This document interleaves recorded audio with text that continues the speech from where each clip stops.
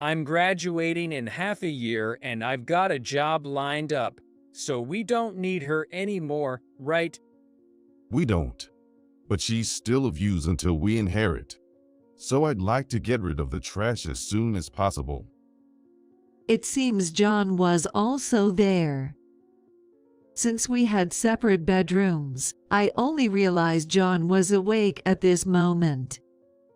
I hadn't intended to eavesdrop on their conversation, but their unsettling talk froze me in place. They continued their heart-wrenching conversation without knowing I was listening. For the next 6 months, I pretended not to hear their talks and didn't change my demeanor. And then came Robert's college graduation day. He left early in the morning, bustling with excitement and getting ready. Of course, there was no word of thanks for raising him or an invitation to a meal directed towards me. "Just so you know, I don't need dinner today," was all he said before he left. Had I not heard the conversation, I might not have minded, but I couldn't help but think a simple word to me wouldn't have been amiss. He's probably going out to eat with his biological mom and John. John mentioned he wouldn't need dinner either. As the two of them left, I was alone in the quiet room, with just paper and pen in hand. I am Mary, currently 55 years old.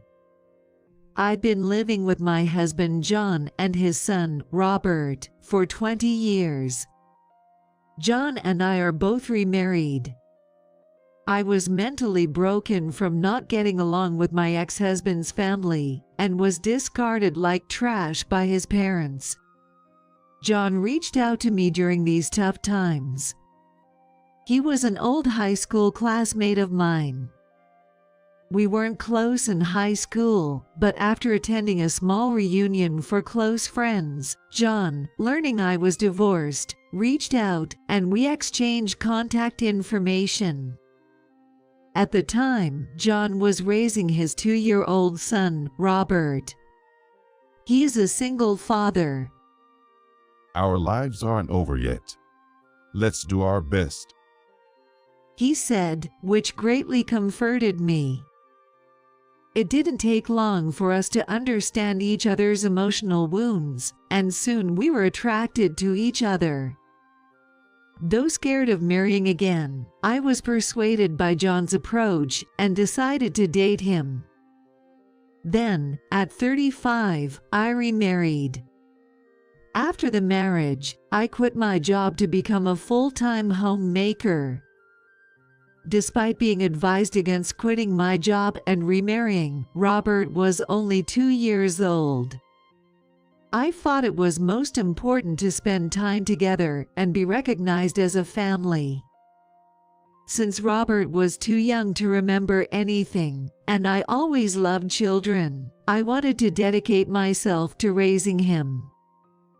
I thought there would be no problem with remarrying someone with a child. However, I soon realized my thinking was naive. Robert wouldn't eat or sleep, and he would start crying just by seeing my face, showing extreme stranger anxiety. Hoping his stranger anxiety would subside as he got used to me, I tried hard to become Robert's mother. I endured his night crying and played with him with all my might during the day, but he wouldn't open up to me. Seeing me troubled, John said, "Your mom was a real beauty. You know, maybe he just can't get used to Mary's face." It was a thoughtless comment, without any ill intention. Yet, at that moment, I felt deeply hurt as a woman, a wife, and a mother. And John kept doing that, comparing me to his ex-wife at every turn. "What brew are you using? The beef stew my ex made was tastier." An unnecessary comment every time he had the beef stew. "My ex was awful at parenting. You could at least try to beat her at that." a comment that seemed to put down his ex but was actually mocking me. Before we got married, he was always encouraging, with an attitude of us tackling challenges together.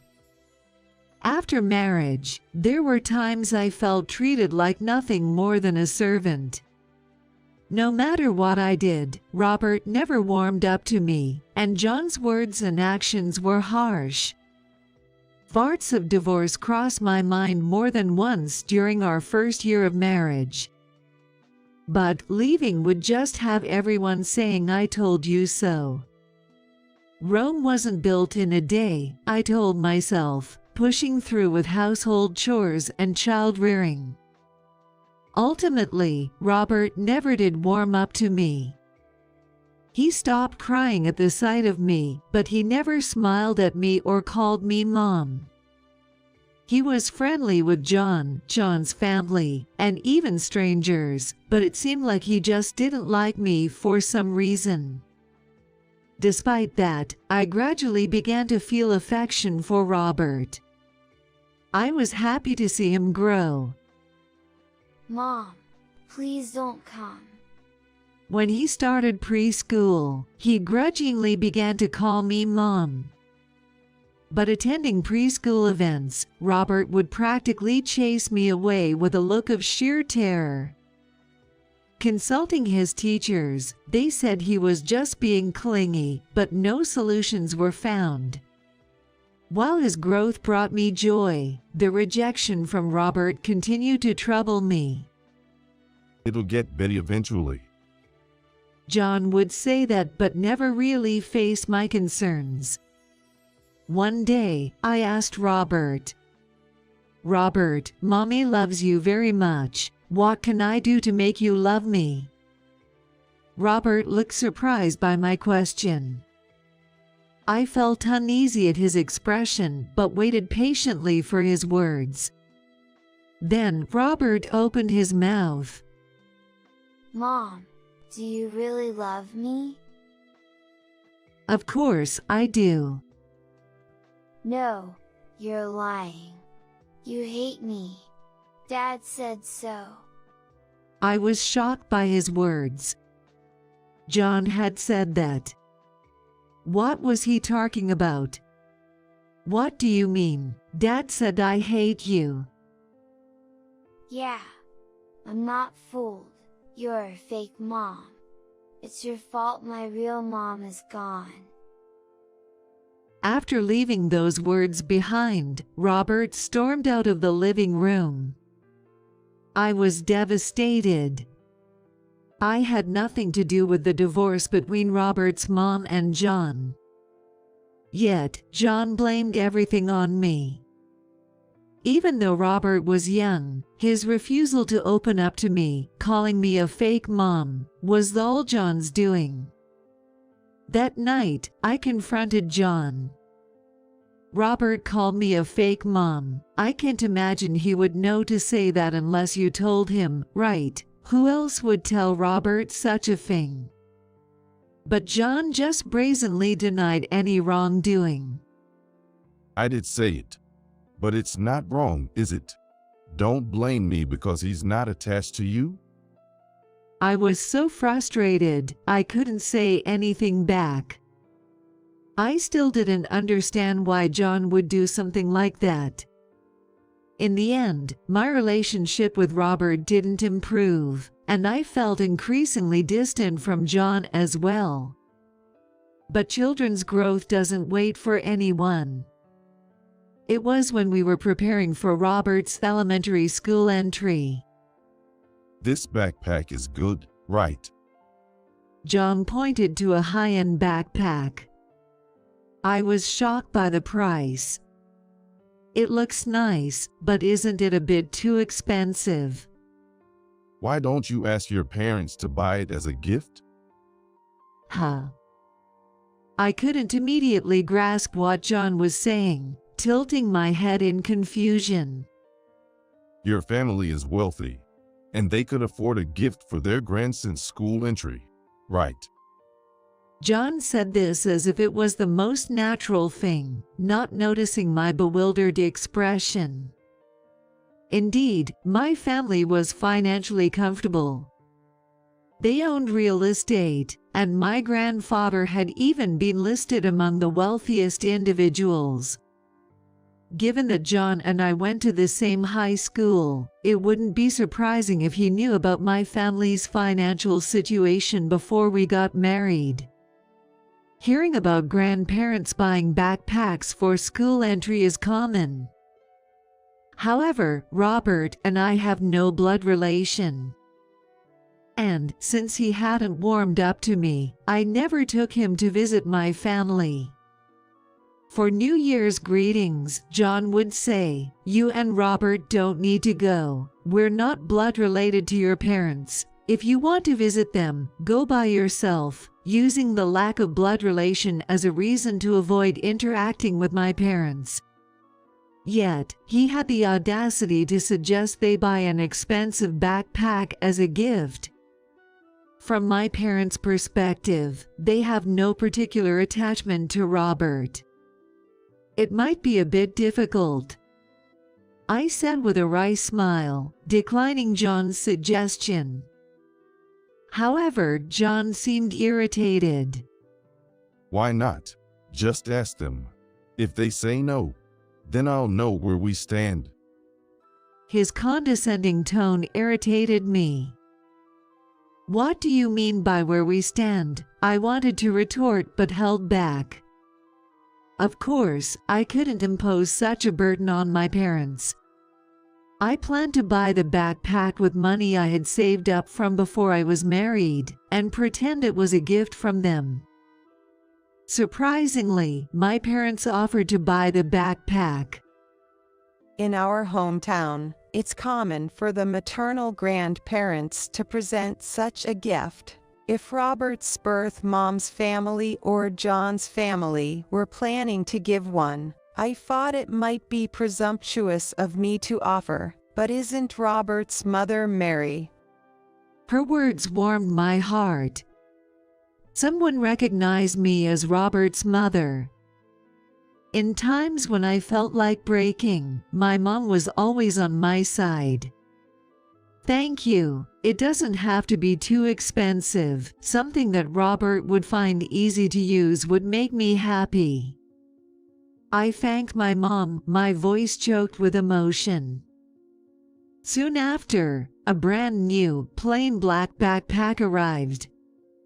Robert's eyes sparkled when he saw it, and he immediately tried it on, looking pleased. However, John frowned upon seeing Robert's reaction. What's this? It's too ordinary. But this was recommended by the store as being popular. It's light and durable, which is perfect since Robert is small and heavy items aren't suitable for him. I don't care about it being light. It lacks luxury. John continued to criticize the backpack we received as a gift. Robert, who had been happy, quietly put the backpack down after hearing John's words. He then lost all interest in it. The same thing happened when it was time for middle school entry. John insisted on high-end brand sports bags and shoes for school, expecting my parents to buy them as gifts. As Robert entered middle school, he began to mock me on his own, influenced by John's behavior. It's good you married Dad since your family is rich. He said that, mocking me. I'm sure John must have been saying things like that to Robert. I had been pretending not to notice, but by this time, I was acutely aware. John had married me because my family had money, and to secure someone to take care of Robert. Stop saying silly things and go study. By this time, I had given up on being liked by Robert. Even if I was called fake, I believed it was my duty to raise him as his mother. If I divorced and left, it would just be Robert and John living together. I think Robert will have a very hard time. I might not have been a mother that made him happy, but my feelings of affection for Robert were genuine. That's why I wanted to spare him any hardships. Robert then graduated from high school and went on to college. That's when John started saying we should ask my parents to help with the expense of college fees. Let them pay for their grandson's education. The money will eventually be Mary's anyway. It's better to use it on Robert now. But of course, I couldn't ask my parents for such a large sum. Backpacks and sports bags were one thing, but this was entirely different. However, I knew I would get snide remarks from John if my parents didn't contribute. I used the alimony I received from my previous divorce to pay for his tuition. Although I had something else I truly wanted to use it for, I pretended it was from my parents and allocated it towards his tuition. Because of this, Robert was able to attend college for 4 years. He even received a job offer and was nearing graduation. Though we couldn't build a good parent-child relationship, I felt my role was coming to an end as he had grown up without trouble. It was on one such day. I woke up in the middle of the night and got up to go to the bathroom. I noticed the light in the kitchen. Thinking Robert had come home from a night out, I went to the kitchen to find John there too. I'm graduating in half a year and got a job offer, so we don't need her anymore, right? Useless. But let's keep her around at least until we inherit. I want to get rid of the trash as soon as possible. It seemed John was also awake. Since we slept in separate bedrooms, this was the first time I realized that John was awake. I hadn't intended to eavesdrop, but their unsettling conversation rooted me to this spot. Trash, ha ha ha. Robert echoed, laughing. Yay, let's go out for a meal as a family after the graduation ceremony. I'll treat you with my part-time job money. I was momentarily uplifted by his words. But then I was devastated again. Actually, I've invited Mom to the graduation. She used to come to school events when I was in elementary school, but I haven't invited her recently. I thought it would be nice for the last time. That's great. It's been a while since we've been able to get together with just the family. I'm looking forward to it. It was a casual conversation about inviting his birth mother to a meal. While there's nothing wrong with that, and I didn't expect anything in return for raising him. I had been rejected from attending any school events or milestones since kindergarten. I had wanted to attend his college graduation, but was told, no parents attend college graduations. Yet, he had been inviting his birth mother since elementary school. She hadn't contributed to his upbringing or education, just having given birth to him seemed too much of a good deal. John must have facilitated the contact without any consideration for me. Even though I tried to accept it, Robert's words, implying his birth mother was more important than me, directly hurt me. Well, I'm not saying I'm not thankful to Mary, but she's not family. When we were divorced, I wondered how I was going to raise you, but having a convenient housekeeper around was a lifesaver. Well, the cleaning and laundry were fine, but I wish the meals were better. The lunchbox was inedible. I always had a hard time figuring out who to pawn them off on. You got to eat whatever you liked with that money. So it worked out well for you, didn't it? Following that conversation, John and Robert's laughter echoed. Hearing this, I stood there in shock. It was an even more shocking fact. It was terrible that despite making lunch every day since he was in middle school, he was selling it to others. It was disrespectful to the people he sold them to and essentially trampled over my feelings, thinking I was doing something nice for Robert. Struggling to move my frozen legs, I quietly moved away from there. Listening to their mocking laughter any longer felt like it would break my heart. I had been married for 20 years, raising Robert since he was 2 years old. Yet, I was never once acknowledged as family. I crawled into bed and cried. Then, I decided on something I had kept close to my heart for a long time. For the next 6 months, I acted as if I heard nothing and changed nothing about my behavior. Then came the day of the university graduation. Robert left early in the morning, bustling with excitement and getting ready. Of course, there was no word of thanks for raising him or an invitation to a meal directed towards me. Robert left with just the words, "I won't need dinner tonight." Had I not overheard that conversation, I might not have cared, but a part of me wished for at least a word directed at me. Probably he was going to dine with his biological mother and John. John also said he didn't need dinner. After seeing them off, I sat alone in the quiet room with paper and pen. It was just past 1 p.m., too early for them to return home, when my phone rang as I was having lunch outside.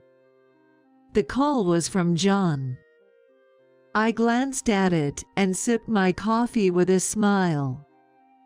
I had no intention of answering the call immediately and let it ring for a while.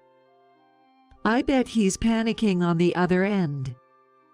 Feeling a bit sorry for the incessant ringing, I finally picked up. Yes. Mary, is that you? Where are you? What's this note about? As expected, John was in a panic.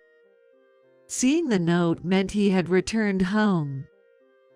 If I told you where I am, it wouldn't really be running away, would it? Everything is written in the note.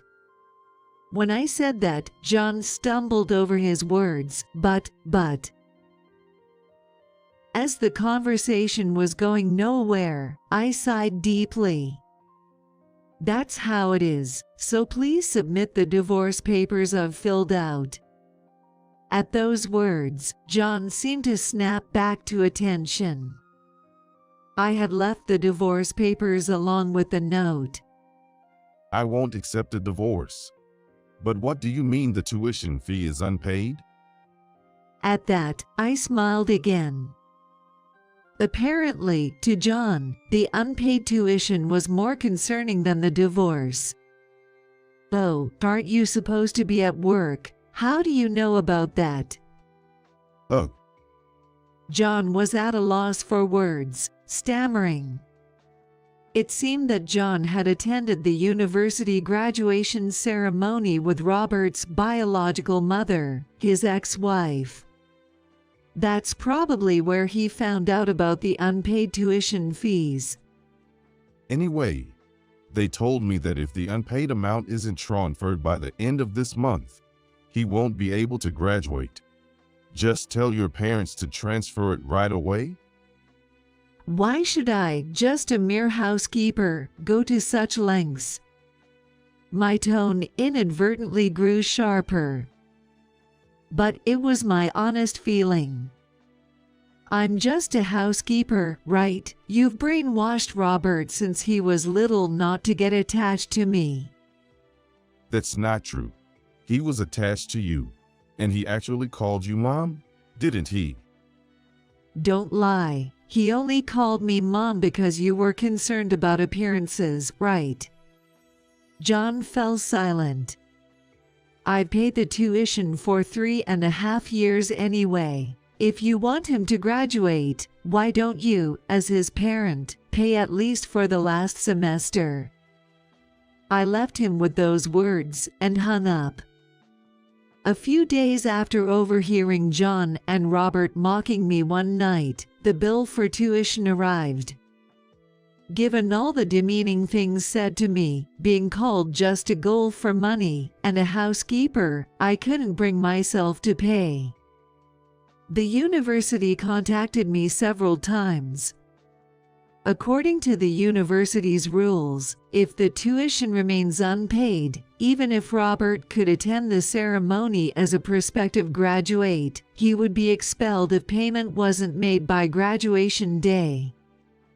In other words, he had to transfer about $6,000 by today. After hanging up with John, Robert also called. "Hey, you witch. What's this about unpaid tuition? Why haven't you paid?" It seemed he wasn't with John. Otherwise, he wouldn't dare speak to me like this. "Ask your father for details. I have no intention of involving myself with you two anymore." What? What does that mean? Take care, then. Just wait a minute. I cut off his protests, ending the call. Since the day I overheard that conversation, I had decided to leave the two of them behind. I then disappeared from their lives completely. My phone kept ringing all day. If they had time for this, they might as well make the transfer. The next day, I changed my phone and number. 3 months later, while at the municipal office for errands, I discovered the divorce papers hadn't been submitted. Feeling frustrated that nothing had been done in 3 months, I reluctantly returned home. Since the key still worked, I entered the house to be greeted by a strange smell. "What's this smell? Like rotten food." Entering the living room, the source was clear. The source was littered lunchbox trash, instant noodle cups, and wash dishes piled in the sink, socks whose removal date was unknown, and a mountain of laundry, uncertain if ever cleaned. In just 3 months, the house had deteriorated into a garbage dump. But as expected, it was indeed as expected. It was the home of 2 men who never did any housework. It couldn't possibly be clean. Yet, I had hoped for a bit more tidiness. "Mary, you came back." Hearing my name, I shivered. Turning around, a scruffy John stood there. "You didn't go to work?" He hesitated before responding. "I got fired. Fired? I got caught taking money from the company's safe to pay for Robert's tuition." His confession left me astounded. "You embezzled for just $6,000. It's not embezzlement. That's an exaggeration. I got fired, but the company said it's okay if I return the money. And since Robert won't need tuition anymore, just come back home instead of being stubborn." Are you stupid?" I yelled at him loudly. "I knew you were foolish, but I didn't realize to what extent. I've already left a note saying I've cut ties with both of you. But now that it's come to this, I can't live without you. It's all because you or your parents didn't pay the tuition, right?" Faced with John's defiance, I let out another heavy sigh. "Please, come back. I love you." He pleaded, nearly in tears. "Those words you never said during our marriage mean nothing now. You've always been dependent on others. Why don't you try to sort things out yourself for once?" I replied, half laughing. "A dirty room and a dirty man. I heard a rustling sound, and when I looked over, a cockroach emerged from an empty cup noodle container. This house will only have cockroaches for family if it continues like this, I said, laughing. John didn't reply, just hung his head in defeat. Afterward, the divorce papers were successfully submitted. 3 years later, in a new place where I had finally found happiness, I received news of a death. The news was that my mother had passed away. At the funeral, 2 familiar figures approached me. I slowly lifted my face. It's been a while. You look healthier than I thought. It was John and Robert. John and I have many mutual acquaintances. They must have heard about my mother's passing through the grapevine. And despite all that she had done for him over the years, Robert never once thanked her. Thinking they had come to pay their last respects made me slightly happy, so I asked, "You came?" Of course, you're an only child, right? So you'll inherit everything, and eventually, as your son, I should inherit too, right? I need to thank Grandma. What? I couldn't help but frown. I felt a surge of disgust at the outrageous things Robert was saying. What are you talking about? You have no right to inherit anything. But he's still our son, even if we're divorced. John added with a smirk. Angered by their motives for attending, I raised my voice. Leave, if that's your attitude. I'd rather you didn't come to pay your respects at all. My voice was louder than I intended, attracting attention from those around us. John and Robert, as usual, were unfazed by my raised voice. However, at that moment, someone arrived who could turn the tide. What's all the commotion about?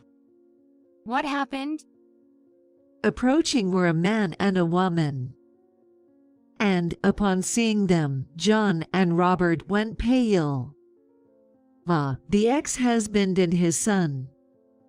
I introduced John and Robert to the 2 people. Then Thomas and Emily frowned. John spoke up nervously. President, why are you here? President, you know Thomas. I asked John, but he didn't reply. Without waiting for his response, I continued. This is my husband Thomas and our daughter Emily. Ed? John and Robert looked up, surprised, and looked at me. My wife has been under your care. You're Thomas from the HR department, right? Yes. What do you mean? John works for Thomas's company. I asked Thomas, and he nodded. John looked away, as if realizing he had made a mistake. I don't intend to mix personal issues with business, but I won't forgive you if you hurt Mary any further. I didn't mean to. John stammered. Robert, too, said nothing, shrinking down. Emily then spoke up. I heard something about inheritance, but Robert, you have no inheritance rights. Her tone was as if she knew Robert well. So, you're the stepson my mom talked about. Emily laughed. It was hard to imagine the once arrogant Robert looking so diminished. When I looked at Emily curiously, she exclaimed, I'm her biological daughter. Why would you, a stepson, think you have any inheritance rights? Biological daughter? Yes. I'm not a stepchild but her true, blood-related daughter. Did you really think you were the only child and special? Robert turned red. Robert likely never imagined that I had a biological child. In fact, Thomas was my first husband. We had Emily, but Thomas's parents didn't like me, and I was forced to give her up. You should forget you have a child, my in-laws would say. I wasn't allowed to be involved in Emily's upbringing. Thomas always defended me, but his family has been running a business for generations. He couldn't go against his family, especially his father. Eventually, I fell ill and reluctantly agreed to divorce. Later, I heard Thomas raised Emily well despite his parents bad-mouthing me. Thanks to Thomas, Emily grew into a kind-hearted girl who would send me thoughtful letters once a year. While married to John, I had no direct contact with Thomas and Emily. Yet, Thomas would sometimes bring Emily to meet my parents because she was their granddaughter. I always heard about Emily from my mother. I was curious about Emily but never dared to meet her while married. The love I tried to give to Robert was unreciprocated, and I ended up raising him out of sheer willpower rather than affection. After divorcing John, Thomas reached out. My mother had told him about my divorce. Even after our divorce, Thomas hadn't remarried and seemed to have kept me in his thoughts. Now, with his in-laws gone and his career stable, Thomas proposed we remarry. I shared this development with John and Robert. So, Emily is a child of mine and Thomas. What? John turned pale. He likely never imagined that the woman he had employed as a housekeeper was someone's beloved. Did you approach me because I'm the president's daughter? Emily sharply asked Robert. It's not like that. But ultimately, you married my mom for my grandmother's money, right? I can date someone like that. Robert wiped away secret tears, devastated by Emily's words. It seems he said to Emily that he loved her without knowing where they had met. If Robert had been raised differently, not brainwashed by John, the relationship between my born and raised children could have been a source of happiness. Unfortunately, Robert had grown too similar to John. Being with someone like Robert would indeed be troublesome. I couldn't help but agree. My parenting was at fault. I'm sorry, Emily. You deserve someone better. Robert, please stay away from Emily and her money. After being rejected in front of everyone, Robert glared at me, but he couldn't say anything back. He's also a victim of John, but as an adult. He won't find happiness unless he acknowledges his and his father's faults. That's why you should leave too. This isn't a place for those who aren't family. Thomas said, effectively kicking them out. It was the perfect retort, echoing the "you're not family" I had once heard, back at John and Robert. John reportedly continues to work at Thomas's company, feeling out of place. Given his age and the reason for his previous job termination, finding another job would be unlikely. Why did you hire him, knowing about John? When I asked, Thomas laughed. Of course, I knew. Keeping him under me ensures he won't bother Mary. His words warmed my heart. I hadn't realized it was all for me. Moreover, there was surprising news. It seems like the son has cut ties with him. He's probably reflecting on his past actions and attitude towards you. Remarkably, Robert had moved out to live on his own. Rejected by Emily, his plan for a large inheritance failed. He realized happiness requires personal effort.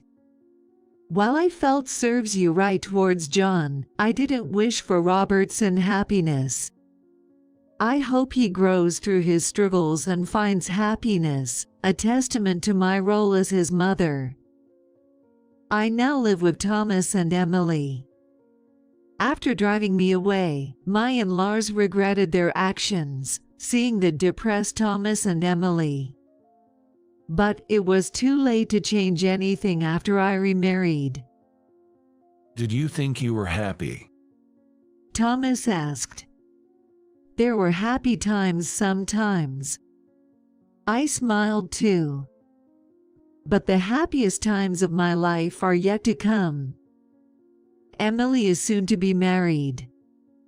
I hope to live long enough to turn our past struggles into laughable memories, aiming to grow further.